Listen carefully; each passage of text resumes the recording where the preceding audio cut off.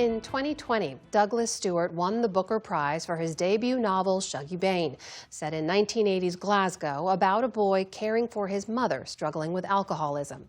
His latest novel, John of John, out today, follows Cal, a young man returning to his hometown on a rural Scottish island and grappling with his identity, his religion, and his father, John. Geoff Bennett spoke to Stuart for the latest episode of our podcast, Settle In. Here's a clip of their conversation. Where did this story come from, and did you know where John and Cal were headed when you started? Yeah, I actually began this novel in 2019 when I was waiting for my debut novel, Shuggie Bain, to publish. I was filled with anxiety, and I'd sort of taken my fashion career and put it on hiatus, and I was wondering if that was the right thing to do to risk it on my dreams of becoming a writer.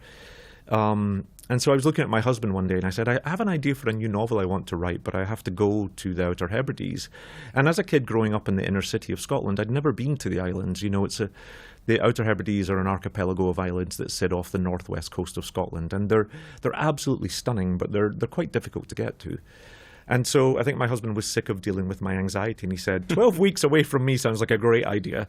And so he totally co-signed me going to the islands. But I showed up on the islands in 2019 knowing only 2 people.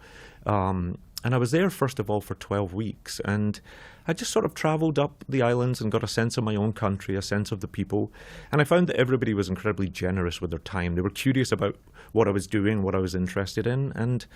And I fell in love with the place. You know, I sort of journeyed up there's a very small island at the bottom called Battersea, and I went up about 4 or 5 islands until I got to the Isle of Harris, which is almost near the very top. And when I got there, I realised that there was a convergence of fascinating things. First, it's the last stronghold of Scottish Gaelic, the language. It is the sort of home of a very conservative Calvinism.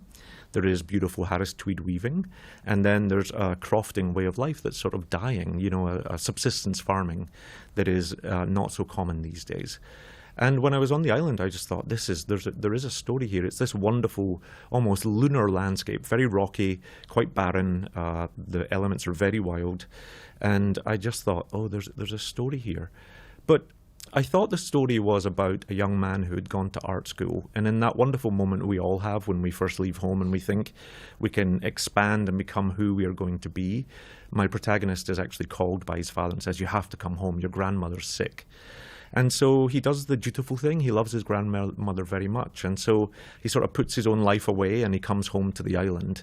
And as soon as he gets home, he realizes his grandmother's in fine health. And so something else is actually afoot. And I thought that was going to be the novel, but on my trip when I was on the islands, I was sort of sitting at a lot of kitchen tables just meeting islanders, and I was about 5 weeks into my trip, and I had heard frequently when I would go from settlement to settlement that there would maybe be an unmarried man or some bachelors or spinsters in each settlement. And I often asked, why didn't they marry? Why weren't they interested in marrying? And the answer would be, often, well, they missed their moment for love. The person would say, there's a very short window and you don't meet so many people when you live so far away, and they just missed their moment to meet that special person.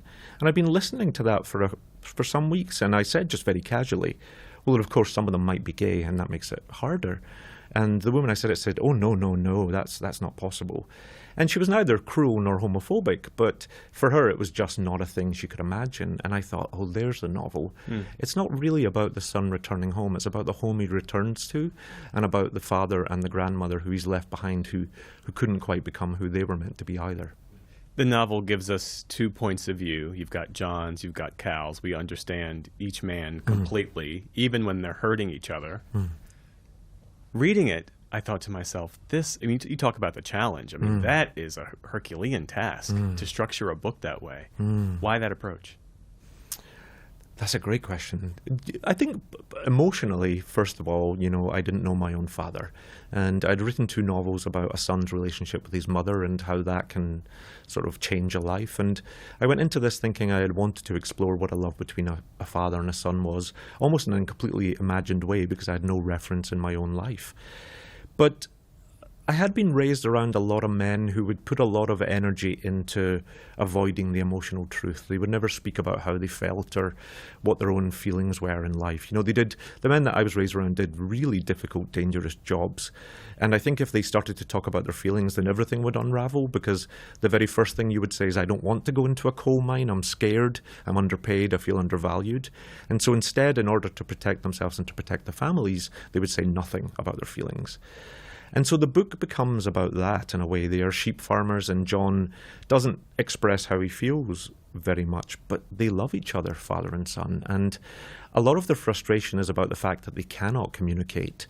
They can't actually say who they are and what they want and how the other lets them down.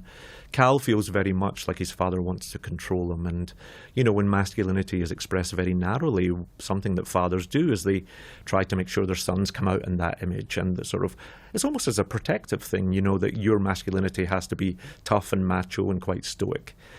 On the other hand, John, the father, feels like Cal doesn't respect everything he has sacrificed, everything he has built.